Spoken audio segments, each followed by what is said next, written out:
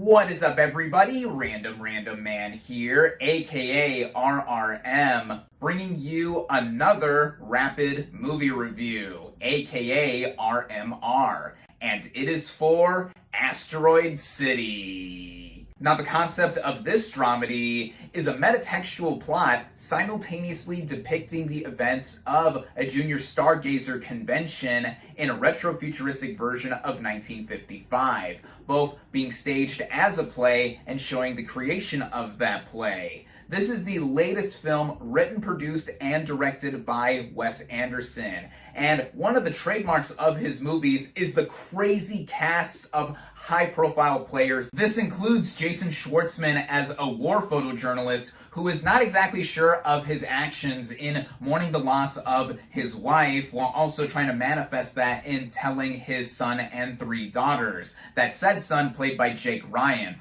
Both of them, I think, are outstanding in being two sides of the same coin, one side being the adult perspective and the other being a child perspective of how to deal with grief. Ryan's character specifically being a junior stargazer honoree, also developing a bit of a romance with the daughter of a famous actress played by Scarlett Johansson. I gotta say that this is probably one of the best performances I've seen from her in recent years. Playing this character with a lot of the same nuances as an actress from the time would in being cynical. There is also a bit of a connection between herself and Schwartzman's character throughout. And then other standouts I would say include Tom Hanks, basically the grumpy grandpa, and I thought he was a neat addition. Also, Jeffrey Wright got a few laughs out of me playing the general and host of this convention. And with how all these other characters are put into play here too, this brings me into the writing done by Anderson from A Story by himself and Roman Coppola.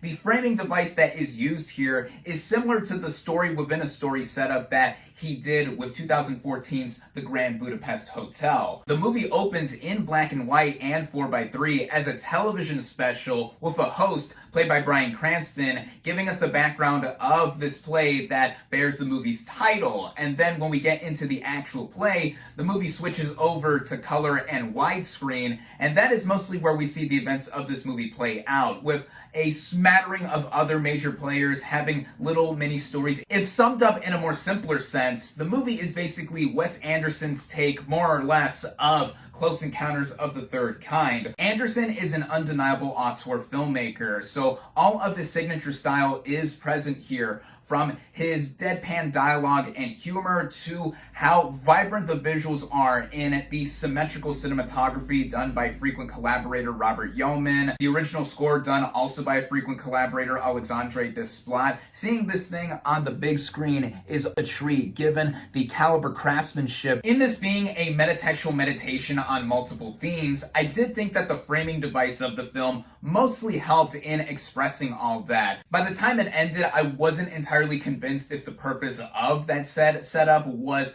necessarily the best way to have it all conclude before the epilogue, but with how it all ran together at just about an hour and 45 minutes, being treated to everything that is put on display, Wes Anderson proves once again why he is one of the most iconic directors working in Hollywood today. With how recognizable his films are frame by frame, and just him having so much creativity and imagination, it's always a delight to see what new venture he would bring onto the big screen. Compared to his last movie, The French Dispatch, I would say that I did prefer this movie over that one, though I did not think it had the same emotional pull as my personal favorite Wes Anderson film, 2012's Moonrise Kingdom. Those that are not already established devotees of the filmmaker may not be won over by his latest effort, but for those like myself who have been with the filmmaker for a while, this is something I definitely recommend.